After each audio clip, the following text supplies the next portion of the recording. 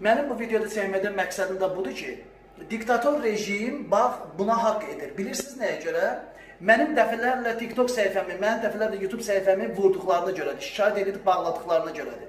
Mən dəfələrlə diktator rejimə, İlham Əliyevə müraciət eləmişəm, demişəm ki, İlham Əliyev mənim səhifələrimi vurmayın, çünki mən öz haqlarımı, hüquqlarımı tələb edirəm, neftdən gələn gəlirimi istəyirəm.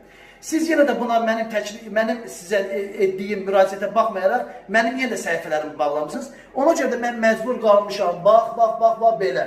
Məcbur qalmışam, sizin yeriniz tualetdir. Qoy qeyrətli xalqın, qeyrətli nümayəndələri sizin şəkillərinizin üstünə işəsin, bax, beləcinə. Siz daim sizin yeriniz tualetdə olacaq.